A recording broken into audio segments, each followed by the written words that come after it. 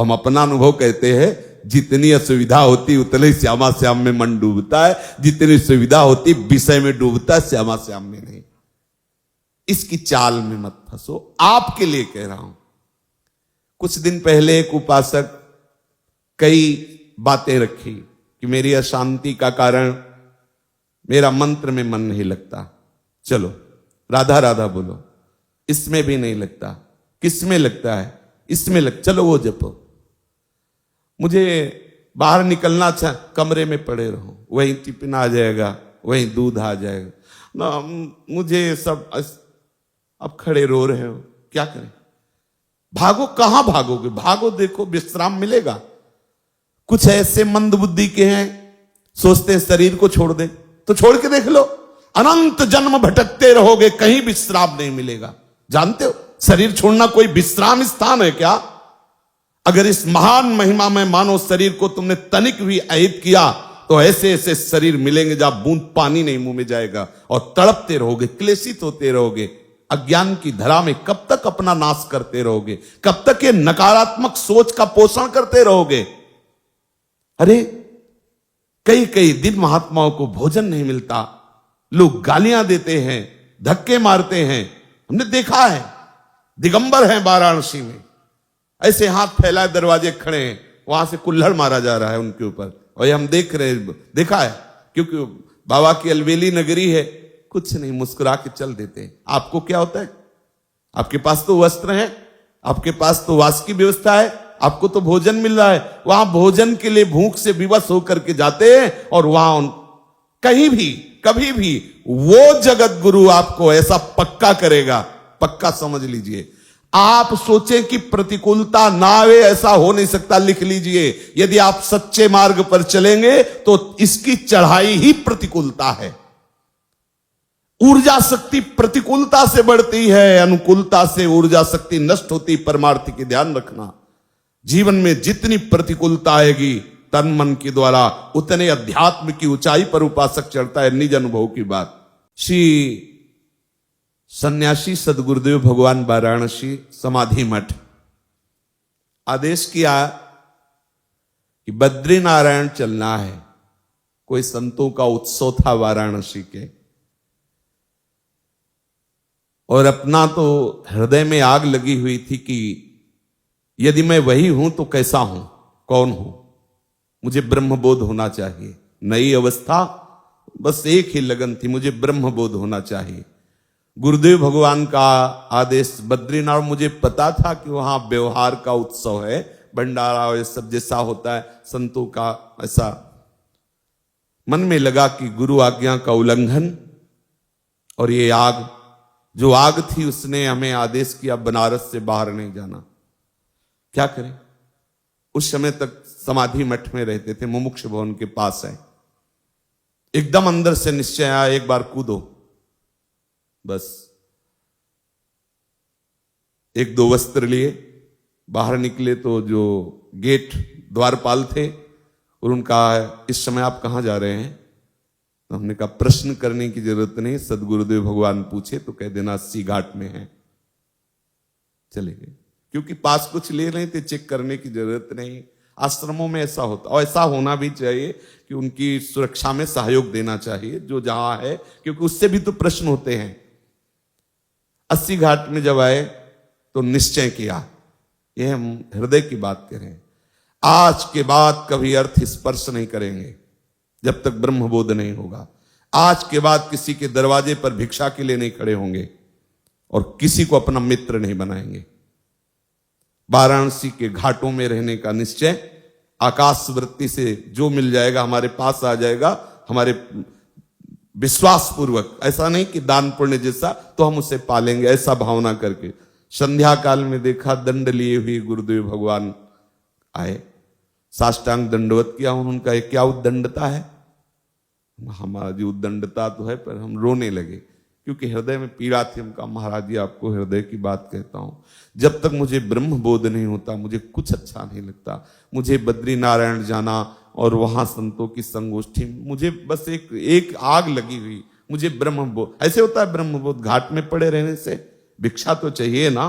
वास्तु चाहिए ना, ऐसे ऐसे होता है। वो तो गुरु का मतलब माता होती है ना, अत्यंत दुलार। हम का आपके सामने वचन देते हैं, किसी के घर में नहीं जाएंगे, किसी आश्रम में नहीं जाएंगे, किसी छत के नीचे नहीं, यही घाट में रहेंगे, किसी से मांगेंगे नहीं, अर्थ नहीं छुएंगे, कभी आपको कोई ये कहेगा नहीं कि आपका शिष्य ऐसा, कभी आप निश्चिंत रहिए।